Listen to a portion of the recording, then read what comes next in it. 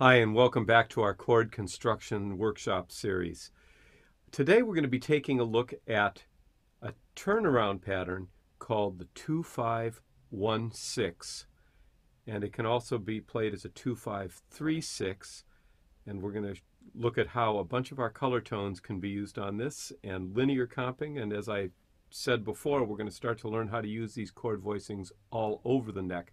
So I'm going to assume that you've gone through all the previous lessons, that you learned your 2-5-1s all in that 4-fret region like we talked about in sections 1 and 2. You've learned the turnarounds, you've added color tones, and now we're going to look at this 2-5-3-6 turnaround. I'm going to start by just playing some of this, and then we're going to break it down and talk about it a little bit.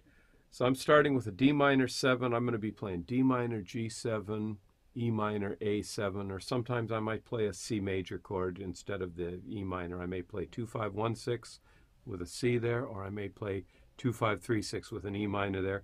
And sometimes without a bass player, it is really kind of up to the bass player what the chord actually is. When we're playing it, it could be almost anything. So, okay, without further hesitation, let's get right into it.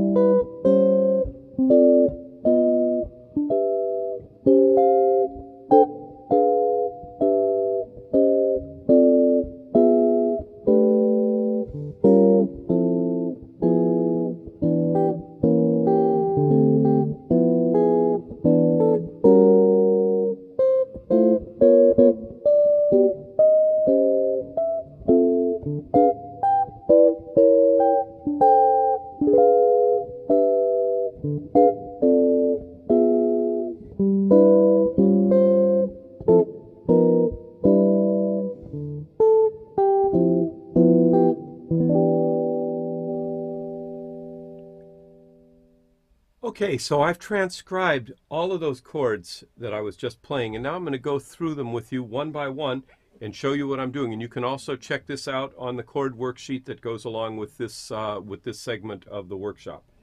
So we have a D minor 7, simple. This is one of the ones we did before with our 2-5-1s.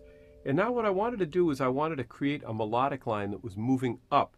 And I've used a lot of chromaticism, so I've got a lot of tension notes on these chords. Every once in a while I have to skip a whole step. You'll see I break the chromatic pattern occasionally to get a better note on top of the chord. But here I started out with D minor 7, and I moved the note up chromatically, A sharp. And there's my G7 chord, and I used that A sharp. That's a sharp 9, and I decided to support it also with a sharp 5 underneath. So here's G7, sharp 9, sharp 5, or sometimes called an altered chord, G7 altered. And I continue that line up. There's my E minor 7. That could also be a C major 9, because we know that that chord also can be used as a C major 9. So that depends on what the bassist is playing, really, how people are going to perceive that chord.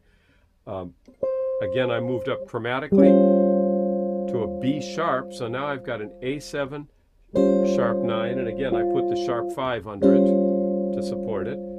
Now this one, I didn't want to wind up on the major of the D minor 7 right now. I didn't wind up on a C sharp, so I jumped up to the D and just played a straight D minor 7, and that let me move to G7. There's my G7 altered. Notice I could move the D up chromatic. There's a sharp 5 on top of the G7, and I put the sharp 9 below it. And I'm going to do the same thing for E minor 7 to A7. And now I'm on an E sharp note or an F note, and I don't want to wind up on F sharp on a D minor. Okay, major third on a minor 7. That doesn't work so well. So I'm going to jump up to the G, and there's my D minor 7. And then I'm going to start coming back down. So you see how I did that? I just lowered 3 notes. Now I've got what looks like a diminished 7th voicing. That's a G7 flat 9. And here's E minor 7. I'm continuing the chromatic line. Now here's A7 with a sharp 9 and a flat 5. And I'm going to continue the chromatic motion. There's D minor 7. I just decided I wanted a break from that, so I reversed direction for some contrast. And I played a G13 flat 9, so I just heard a nice line going on.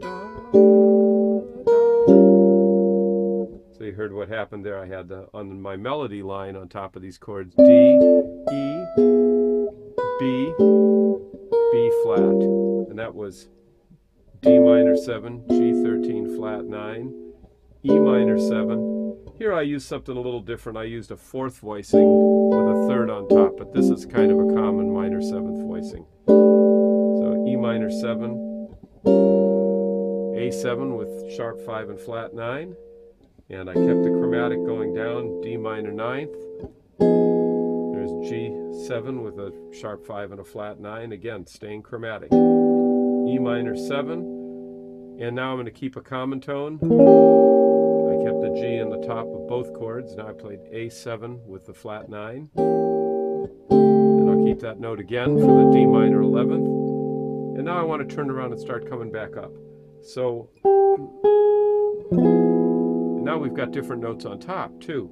Notice the last time we ascended, we started up from the A. Now we're on the G note on our D minor 7. We get the G7 with 13 and flat 9. Here's an E minor 11th chord.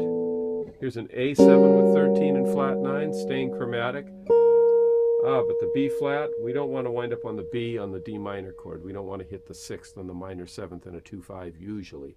So we're going to jump up a whole step and grab the C natural in top.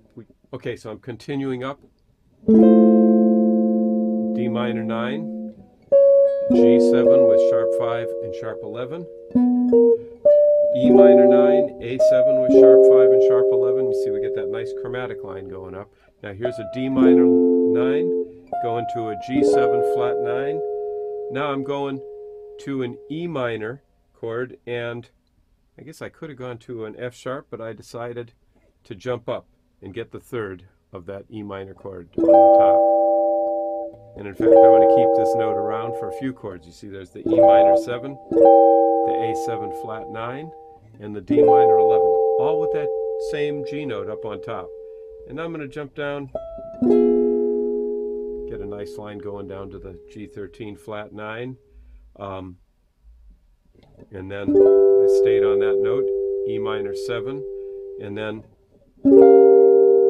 kind of hanging around up there at the top. Here's the F natural on top of A7. It's like a flat 9, flat 13 chord.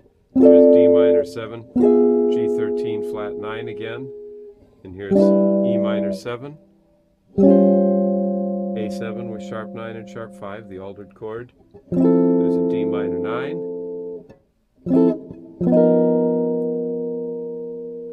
there's a G7, again an altered chord, sharp 9 and sharp 5, and then we get back up to an E minor 7.